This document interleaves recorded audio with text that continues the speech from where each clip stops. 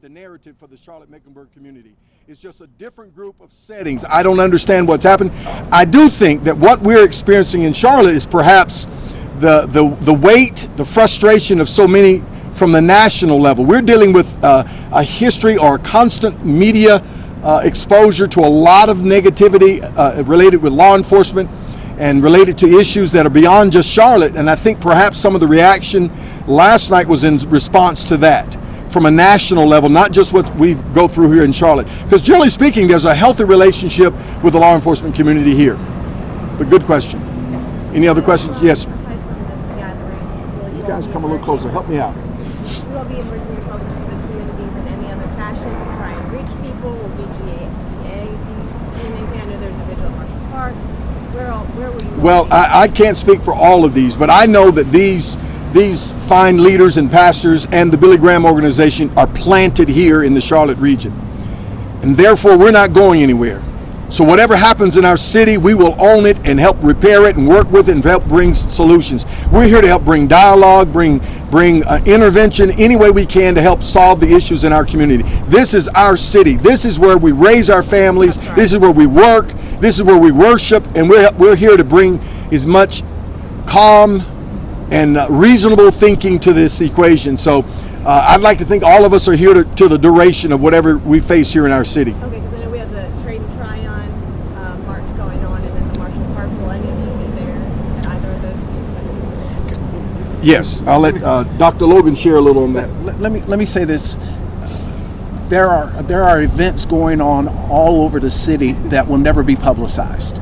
I've been fielding calls today from colleagues inviting me to come to prayer vigils. There's churches that are canceling their services, right, not to be out protesting, but just to be in prayer. That's good. So there are events, of course, that are scheduled events like you mentioned. I don't have plans to be there because normally tonight, this is church night. I will be in a service somewhere praying about these issues, but I did want to come here today. So I think our city is concerned about this, and there's a lot of different things going on. And from a perspective of a pastor, you wish you could duplicate yourself to be at all of these things, but you cannot.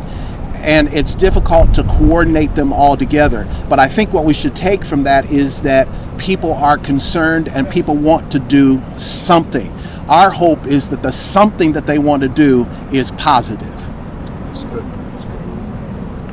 Any other questions? Go ahead. I'm sorry. Go ahead, Ted. And I can say that yes, the efforts of the Dream Center and among others are already working with Adopt a Block programs and already creating relationships within these neighborhoods where the most vulnerable and hurting in our city are. And it just so happens at the events this evening, they are right at the epicenter. So yes, we will be represented in this spirit at the event tonight. Excuse me. Sure. My name is Jeff Neighbor, and I'm a manager for the chaplains that you see behind me and behind the pastors for the Billy Graham Rapid Response Team. We're headquartered here in Charlotte, as many of you know. And we were following the events of yesterday afternoon, and we have a team of over 2,000 chaplains in the United States.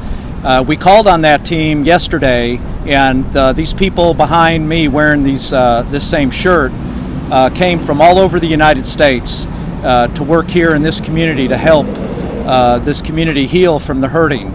And we're not here just to go after and represent one part of the community.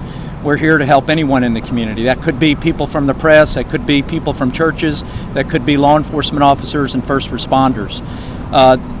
Myself and the people in the blue shirts, as we're known as, we have deployed chaplains over the last 15 years to over 300 disasters. In recent years, in the last 2 years, myself and other chaplains that stand behind me have been called by the churches and by the government to respond to disasters in Ferguson, Missouri, in Baton Rouge, Louisiana, in Milwaukee just 2 weeks ago, where I was working with the local churches as well as other chaplains here. And so we have a great understanding, although we weren't living in these other communities, we now have the understanding that they have of the hurt and the feelings of when your community is rocked by a situation like this. What this community is seeing right now is the denial and the shock that we know accompanies any type of critical incident, and that's what occurred yesterday afternoon in the north part of Charlotte. We know that there's a process of healing.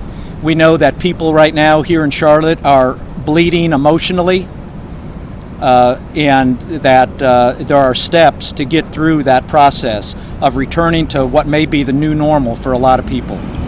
And so we also believe that Jesus Christ is the only answer to the chaos and the mayhem of this world.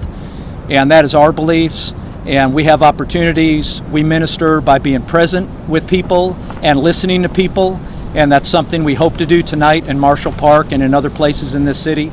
Maybe tonight, maybe tomorrow night. We don't know how long we're going to have this team here, but we're here for the community to listen. We're here if people are open to pray. We're here to pray with people and for people. And least but not the least, but the last thing I'll mention is that when we do have opportunities to share the love of the gospel message with people, we do that. And so I'll be happy to answer any questions later on. I'll turn it back over to Pastor 3. Any further questions? What's your first name one more time? Leon, L-E-O-N. Thank all of you. We really appreciate you being here and giving us an opportunity to share. And again, if you have any questions, want to speak to anyone individually, you can do that. But again, thank you again for being here. And can I just say to the members of the press, we need you. Our city needs you.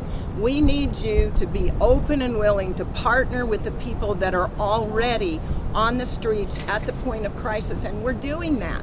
We need the good news of what's happening in this city to also be noised abroad.